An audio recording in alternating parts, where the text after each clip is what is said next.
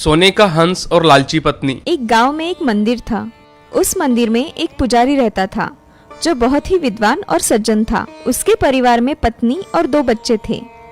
गांव वाले मंदिर में रोजाना पूजा करने आते थे। मंदिर में जो चढ़ावा आता था उससे पुजारी और उसके परिवार का भली शांति गुजारा हो जाता था, क्योंकि गांव वाले रोजाना ही फल, फूल, घी, दूध और पैसे मंदिर में चढ़ाते रहते थे। अचानक एक दिन पुजारी जी बीमार पड़ गए और 2-3 दिन की बीमारी में ही उनकी मृत्यु हो गई। पुजारी जी बहुत ही सज्जन थे, इसलिए गांव वाले उन्हें बहुत प्यार करते थे। उनकी मृत्यु का समाचार सुनते ही सारा गांव इकट्ठा हो गया। पुजारी जी की पत्नी और दोनों बच्चे उनकी लाश से लिपटकर रो रहे थे। हे भगवान, ये क्या हो गया? अब मेरा और इन मासूम बच्चों का गुजारा कैसे होगा? इन्हें कौन पढ़ाएगा, कौन लिखाएगा? बहन, धीरज से काम लो। पुजारी जी का पूरा गांव सम्मान करता था।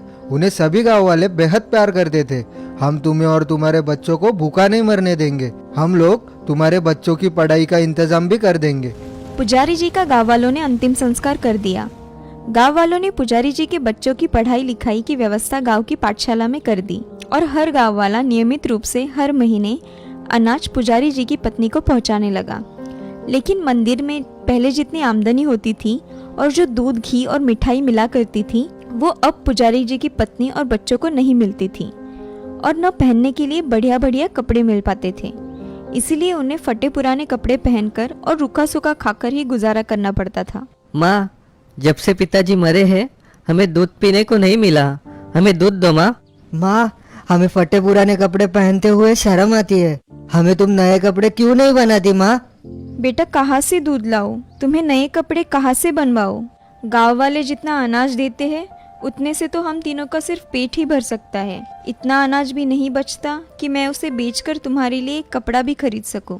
पुजारी जी के मरने के बाद सुनहरे हंस के रूप में जन्म लिया।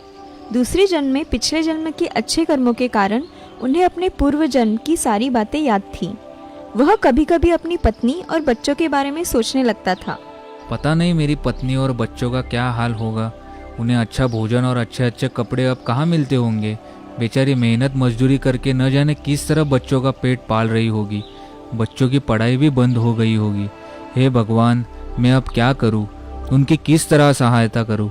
पत्नी और बच्चों की याद करके सुनहरा हंस अक्सर रोने लगता था। अंत में एक दिन उसने निश्चय किया कि वह अपनी पत्नी और बच्चों को देखने जाएगा और यह निश्चय करके वह गांव की तरफ उड़ने लगा। वह धीरे से अपने मकान की छत पर उतर गया और फिर नीचे उतरकर एक कोने में छिपकर अपनी पत्नी और बच्चों को देखने लगा। माँ, हमें कोई गर्म कपड़ा बनवा दो। इस फटे कुर्ते में बहुत सर्दी लगती है। माँ, मेरे पास जूते भी नहीं है। पाठशाला नंगे पाँव जाता हूँ तो पैरों में कांटे चुभ जाते हैं। अब भागो, कहाँ से लाऊं तुम्हारे लिए कपड़े और जूते? अब तो गांव वालों ने भी हाथ खींच लिया है। इतना अनाज भी नहीं मिलता कि तुम्हारा और अपना पेट भर सकूं। माँ, रोटी के रूखे सूखे टुकड़े मुझसे नहीं खाए जाते। थोड़ा सा घी या दूध ही दे दो। माँ, तुम दाल सब्जी क्यों नहीं बनाती? ये रूखी रोटियाँ पानी के घूंटों के साथ हमसे नहीं निगले जाती। बच्चों की बातें सुनकर उनकी माँ एक कोने में बैठकर फूट फूट कर रोने लगी। उसी कमरे में एक कोने में बैठा सुनहरा हंस अपनी पत्नी और बच्चों की इतनी बुरी हालत देखकर रो पड़ा। हे भगवान, कितनी बुरी हालत है मेरी पत्नी और बच्चों की। इस कड़कड़ाती सर्दी से बचने के लिए उनके पास कपड़े तक नहीं है। भला इन फटे कपड़ों से सर्दी कैसे रुकती होगी? मेरे बच्चे सूखी रोटी के टुकड़े पानी के घूंटों के साथ निगल रहे हैं। इनकी यह दुर्दशा मुझसे नहीं देखी जाती। मैं इनकी सहायता करूंगा। और यह निश्चय करके सुनहरा हंस धीरे धीरे चलता हुआ अपनी पत्नी के पास पहुंच गया। प्रिय, इन आंसुओं को पोंछ डालो। अब तुम्हें रोने की कभी जरूरत नहीं पड़ेगी। मैं तुम्हारी इतनी सहायता करूंगा कि गांव भर में तुम सबसे अधिक धनवान बन जाओगी। अरे, तुम हंस होकर आदमियों की तरह बातें कर रहे हो? प्रिय, मैं तुम्हारा पति हूँ। मरने के बाद मुझे हंस का जन्म मिला है, लेकिन मरने के बाद भी तुम्हें भूला नहीं। मैं तुम्हें और बच्चों को देखने आया था। कितनी बुरी हालत हो गई है तुम लोगों की। मेरे मरने के बाद तुम लोगों को अच्छा भोजन तो दूर, शायद भरपेट रोटी भी नसीब नहीं हुई। तुम्हारी उस फटी धोती और बच्चों के तन पर फटे कुर्ते देखकर मेरा कलेजा फट जा रहा है। क्या गांव वाले तुम्हारी सहायता नहीं करते? इतना अनाज भी नहीं देते कि हम तीनों का पेट भी भर सके। मुझसे बच्चों का दुख नहीं देखा जाता। सोच रही हूँ कि इन दोनों बच्चों को लेकर गंगा मैया में छलांग लगा दूं। कम से कम इन दुखों से तो छुटकारा मिल ही जाएगा। नहीं नहीं, ऐसा मत सोचो प्रिय।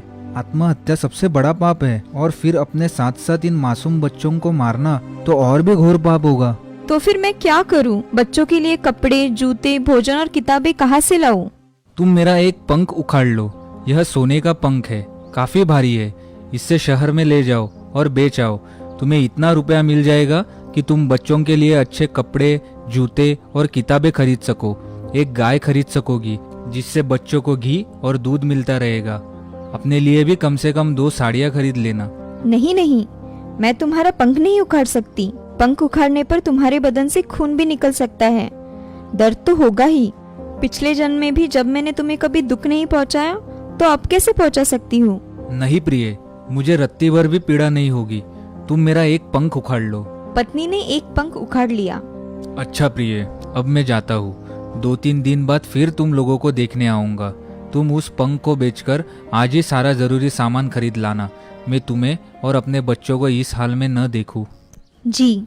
पत्नी सोने के पंख को लेकर शहर चली गई। उस पंख को बेचने पर उसे इतने रुपए मिल गए कि उसने अपने बच्चों के लिए कई जोड़ी नए कपड़े और जूते खरीद लिए, अपने लिए 2 साड़ियाँ खरीद ली और गांव लौटकर एक ढेर सारा दूध देने वाली गाय भी खरीद ली। 2-3 दिन के बाद सुनहरा हंस आया तो पत्नी और बच्चों को अच्छी हालत में देखकर बड़ी खुशी हुई। तुम मुझे एक पंख और दे दो।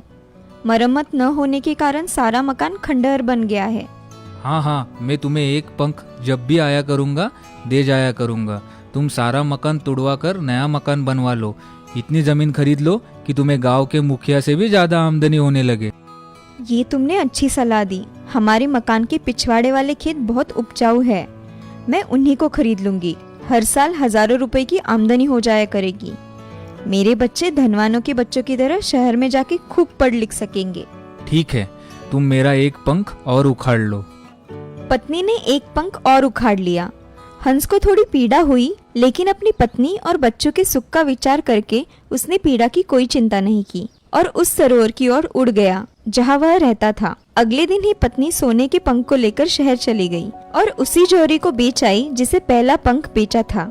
उसी दिन उसने नया मकान बनवाना शुरू कर दिया। उसने मकान के पिछवाड़े वाली जमीन खरीद ली और नौकरों से खेती कराने लगी। बच्चों के दूध और घी के लिए गाय और भैंसें खरीद ली। उनकी सवारी के लिए रथ बनवा लिया, जिसमें बैठकर वे शहर में पढ़ने के लिए जाने लगे। कुछ दिनों में ही उसकी राजभवन जैसी सुंदर और विशाल हवेली बनकर तैयार हो गई। हवेली में सुख सुविधा की हर चीज मौजूद थी और नौकर नौकरानियां भी थी। वह महारानी की तरह और उसके दोनों बेटे राजकुमारों की तरह रहने लगे। एक दिन हंस आया तो उसे अपनी पत्नी और बच्चों को महारानी की तरह और राजकुमारों की तरह रहते देख प्रसन्नता हुई। तुम लोगों को इस हाल में देखकर मुझे बड़ी खुशी हो रही है। अब मैं तुम लोगों की ओर से पूरी तरह निश्चिंत हो गया हूँ। फिर भी तुम लोगों को देखने के लिए कभी कभी आता रहूंगा। सुनहरा हंस चला गया तो रात को पत्नी अपने शानदार पलंग पर लेटी लेटी सोचने लगी।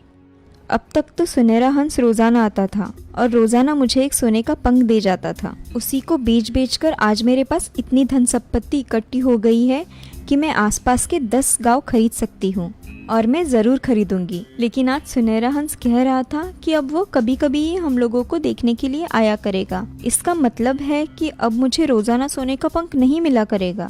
मालकिन, आप कुछ चिंतित दिखाई दे रही है। मैं उस सुनहरे हंस के बारे में सोच रही हूँ।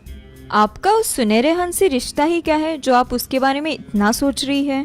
आपके साथ तो उसका संबंध पिछले जन्म में था। मरने के बाद इंसान के सारे रिश्ते टूट जाते हैं। अब वह आपका पति बनकर आपके साथ रह नहीं सकता, इसीलिए उसके बारे में सोचना बेकार है। रात काफी बीत चुकी है, अब आप आराम से सो जाइए। नौकरानी के जाने के बाद पत्नी सोचने लगी, नौकरानी अनपढ़ है तो क्या हुआ, बातें समझदारी की करती है।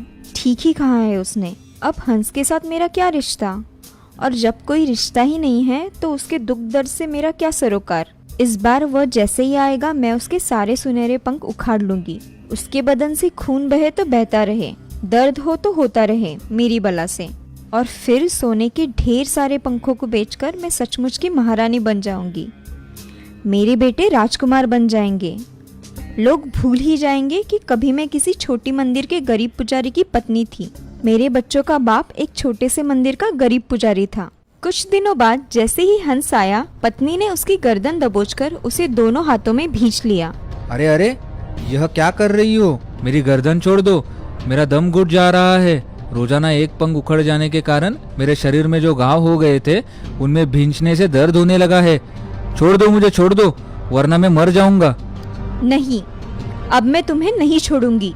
आखिर में पिछले जन्म में तुम्हारा पति था, तुम्हें मेरा साथ ऐसा व्यवहार नहीं करना चाहिए। वो रिश्ता तो तभी टूट गया था जिस दिन तुम मर गए थे और गांव वालों ने गंगा तट पर ले जाकर तुम्हारा देह संस्कार कर दिया था। अब तुम मेरे पति नहीं हो, एक हंस हो, और हंस किसी स्त्री का पति नहीं हो सकता। इसीलिए तुम्हारे साथ अब मेरा कोई रिश्ता नहीं है, समझे? तो क्या तुम मुझे मार डालोगी या किसी पिंजरे में बंद कर दोगी? नहीं, मैं तुम्हें मारूंगी नहीं, बस तुम्हारे सारे पंख उखाड़ लूंगी ताकि उन्हें बेचकर सचमुच की महारानी बन जाऊं।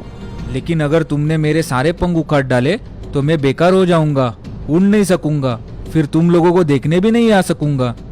तुम उड़ सको या ना उड़ सको, मुझे इससे कोई सरोकार नहीं। मुझे तो सिर्फ तुम्हारे इन सोने के पंखों से सरोकार है। पत्नी ने हंस के सुनहरे पंखों को खींचना शुरू कर दिया। हंस का सारा बदन लहूलुहान हो गया। वह दर्द से चीखता चिल्लाता रहा। उसकी पत्नी ने उसके दर्द की रत्ती भर परवाह नहीं की और बड़ी बेदर्दी से उसके पंख उखाड़ती रही। उसने घायल और लहूलुहान हंस को एक कोने में फेंक दिया और जल्दी जल्दी पंखों को इकट्ठा करने लगी।